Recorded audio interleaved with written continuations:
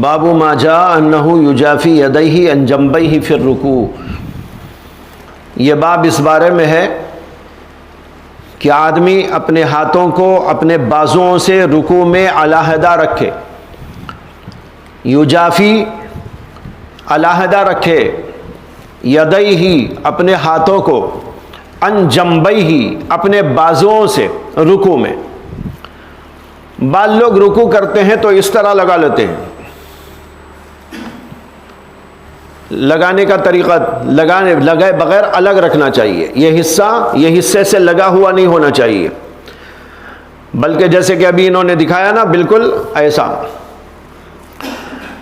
اس حدیث کے اندر آیا ہے کہ اللہ کے نبی علیہ الصلاۃ والسلام جو رکوع کرتے تھے تو اس طرح کرتے تھے، وَتَّرَ يَدَيْهِ، اپنے ہاتھوں کو کمان کی طرح بنا لیتے تھے۔ کمان ہوتی ہے نا ایسا، تو کمان کی طرح ہوتا تھا۔ جیسے آپ کھڑو یہاں،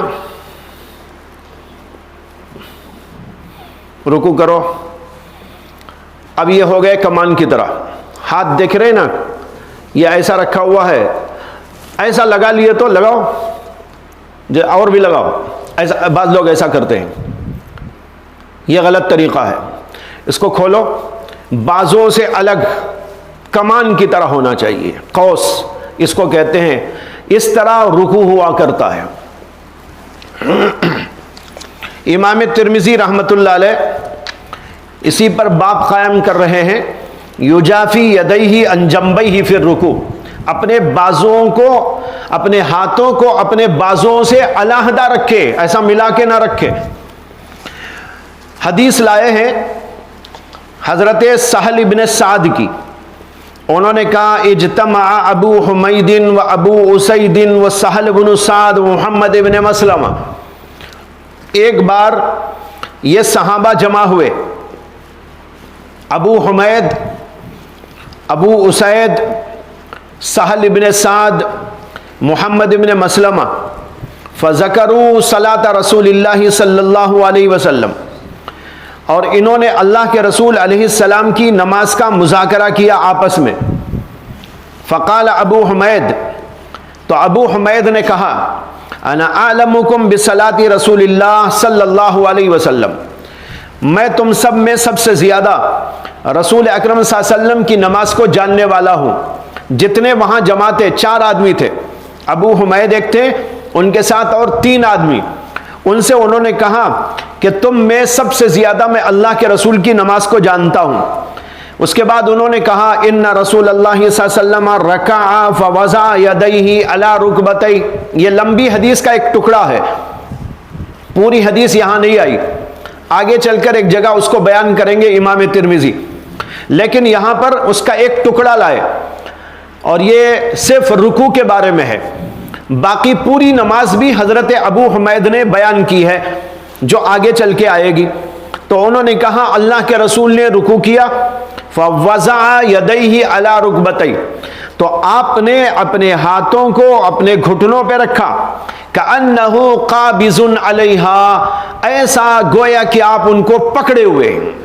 اوپر بھی گزر گیا گزشتہ باب میں، اخذ رکب یعنی گھٹنوں کو پکڑنا، اللہ کے نبی نے اپنے ہاتھوں کو اپنے گھٹنوں پہ رکھا اور ایسا رکھا گویا کہ آپ پکڑے ہوئے ہیں۔ وَوَتَّرَ يَدَيْهِ، اور آپ نے اپنے ہاتھوں کا قوس بنا دیا، کمان بنا دی، اس طرح کیا کہ وہ گویا کہ کمان ہے، جیسے ایسے ادھر ایک ایسا ایک، یہ ہے کمان۔ اگر یوں کر لیں گے تو کمان کہاں رہے گی، اسے ایسا ہونا چاہیے، ایسا ہوگا تو کمان کی طرح ہوگا۔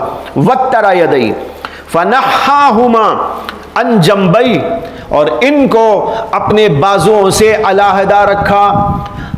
یہ ہے طریقہ رکوع کرنے کا، ان چیزوں کو سیکھو۔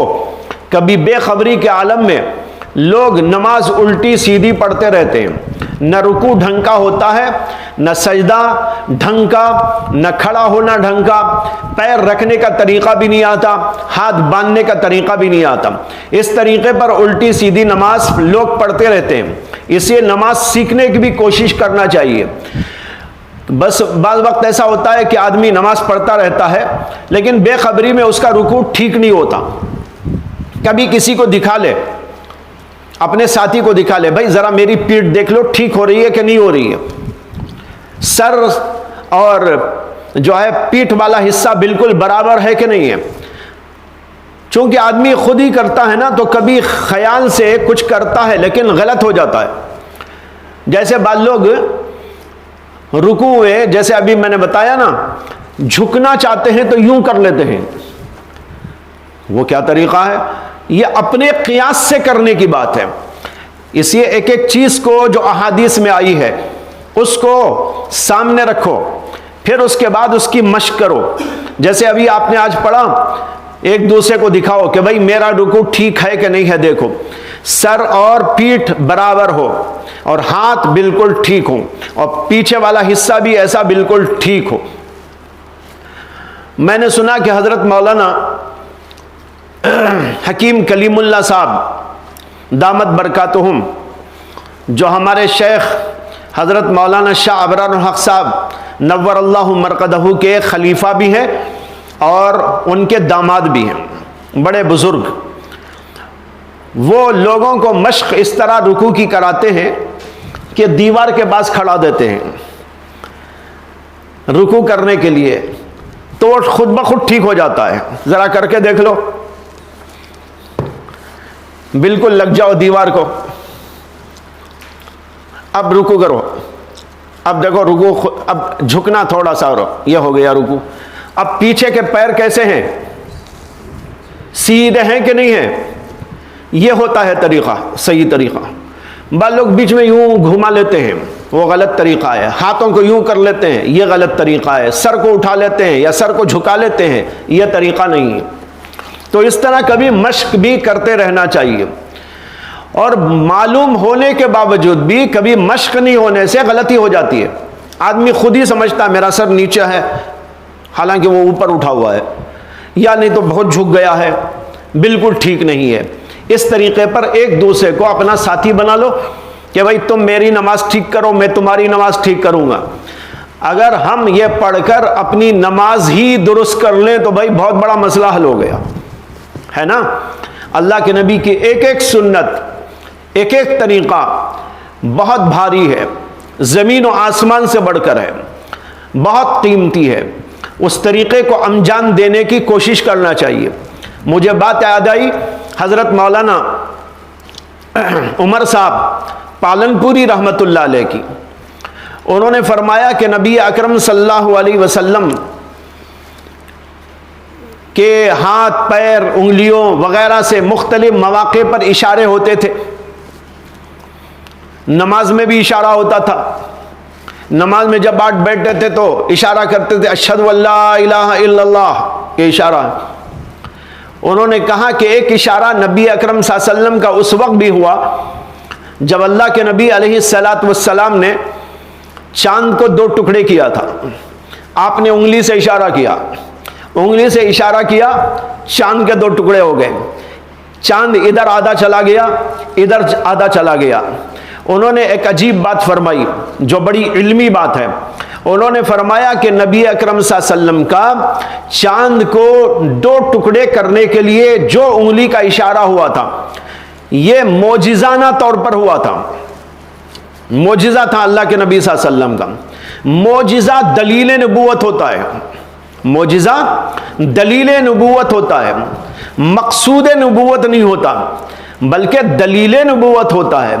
اور جو اشارہ اللہ کے نبی علیہ السلام نے نماز کے اندر اپنی انگلی سے اشہد اللہ پر بھی کیا تھا, یہ توحید کا اشارہ تھا جو مقصود نبوت ہے. بات سمجھ میں آ رہی ہے؟ بڑی علمی بات ہے. فرمایا کہ وہاں جو اشارہ کیا تھا وہ اشارہ تو دلیل نبوت ہے, یہاں جو اشارہ کیا یہ مقصد نبوت کا اشارہ تھا. جب دلیل نبوت والے اشارے میں اتنی بڑی طاقت ہے کہ چاند 2 ٹکڑے ہو گیا, تو جو اللہ کے نبی کا مقصد نبوت والا اشارہ ہے اس کے اندر کتنی بڑی طاقت. اللہ اکبر. تو بھائی یہ سنتیں کوئی معمولی اور ایسی نہیں، ایک ایک سنت پر جو ہے عمل کرو، اس کے اندر بڑی طاقت ہے، بڑی قوت ہے، بڑی روحانیت ہے، اور سب سے بڑی بات ہے کہ اللہ کی رضا ہے۔ جب ہم نماز پڑھیں گے اللہ کے نبی صلی اللہ علیہ وسلم کی سنت کے عین مطابق، نماز قبول ہونے میں کوئی شبہ باقی نہیں رہے گا۔ اللہ کہیں گے کہ بندے کی نماز میرے نبی کی نماز کے مطابق ہے، اسے ریجیکٹ کرنے کا کوئی سوال ہی نہیں پیدا ہوتا۔ لیکن اگر ہم نے اپنے طور سے کچھ کر لیا، رکوع میں وہ طریقہ نہیں، سجدے کا وہ طریقہ نہیں، اور چیزوں کے اندر گڑبڑ، تو اسے ریجیکٹ کیا جا سکتا ہے۔ اس لیے سنت کا بڑا اہتمام کرتے ہوئے نماز پڑھتے رہنا چاہیے۔ وفی الباب عن انس، اس باب میں حضرت انس سے بھی روایت ہے، قال ابو عیسیٰ حدیث ابی حمید حدیث حسن صحیح، ابو حمید کی حدیث حسن صحیح درجے کی ہے۔ وهو الذي اختاره اهل العلم ان يجافي الرجل يديه عن جنبيه في الركوع والسجود، رکوع میں بھی سجدے میں بھی ہاتھوں کو اپنے بازوں سے علیحدہ رکھنا چاہیے۔ علماء نے اسی کو اختیار کیا ہے۔ رکوع میں تو آپ نے دیکھ لیا، سجدے کے اندر بھی ایسا ہاتھ رکھنا چاہیے، یوں نہیں رکھ لینا چاہیے سجدے میں۔ بہت سارے لوگ سجدے میں یوں کرتے ہیں، یہ بات غلط ہے، بلکہ کھول کے رکھنا چاہیے۔ اور اگر ہم نماز پڑھ رہے ہو جماعت کے ساتھ، تو اس وقت بازو کے ساتھی کا خیال رکھتے ہوئے اپنے ہاتھوں کو کشادہ بازوؤں سے علیحدہ رکھے۔ اتنا زیادہ بھی نہ کر دے کہ بھائی بازو والے کو تکلیف ہونے لگے، جیسے ایسا کھول دیا، اب وہ ادھر والا کہاں جائے گا؟ بازو تو پڑھنا ہے، اس کا بھی لحاظ ہونا چاہیے۔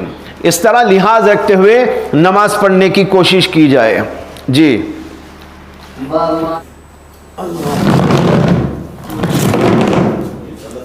مطلب یہ ہے،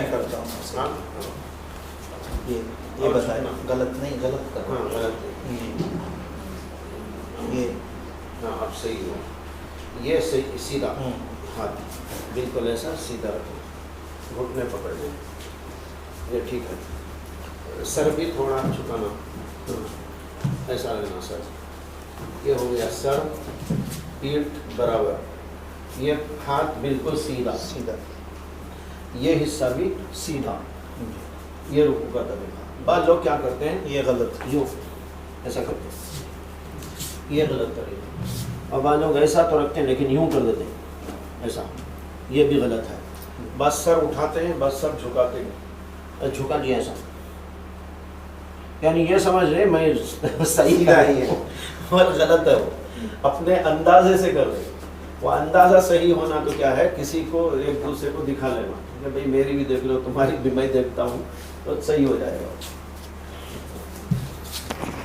اور حضرت ایک بات یہ بھی کہتے تھے کہ رکوع میں جاتے ہیں، رکوع سے جب سجدے میں جاتے ہیں، اب کھڑے ہو گئے رکوع سے، اب اس کے بعد سجدے میں جاتے ہوئے جو ہے بعض لوگ ایسا جاتے ہیں، ایسا جاتے ہیں، جو بیمار ہو، معذور ہو، بوڑھا ہو، وہ تو جائے گا۔ جیسے میں بھی ایسے ہی جاتا ہوں آج کل، پہلے نہیں، اب آج کل تو مجھے نہیں ہوتا، تو میں ایسے ہی جاتا ہوں۔ لیکن اصل طریقہ جو ہے وہ ایسا جانا ہے، یعنی یہ جو حصہ ہے ایسا سیدھا، ہاں ایسا سیدھا جانا ہے، جھک کر نہیں جانا ہے۔ حضرت کہتے تھے یہ 2 رکوع ہو جائیں گے، اب ایسا ہے، ایک رکوع تو ہو گیا نا، اب پھر ایسا جھک رہا ہے، ایک اور ایک رکوع ہو گیا، تو ایک نماز میں گویا 2 رکوع لازم آئیں گے۔ اس لیے ایسا جاؤ، پھر گھٹنے رکھو، پہلے یہ مسئلہ آئے گا ترمذی میں کل، پہلے گھٹنے رکھو، پھر ہاتھ رکھو، پھر جو ہے ناک رکھو، پھر پیشانی رکھو۔ اٹھتے وقت میں اس کے خلاف کہ پہلے پیشانی اٹھاؤ، پھر ناک اٹھاؤ، پھر ہاتھ اٹھاؤ، پھر آخر میں گھٹنے اٹھاؤ، یہ طریقہ ہے۔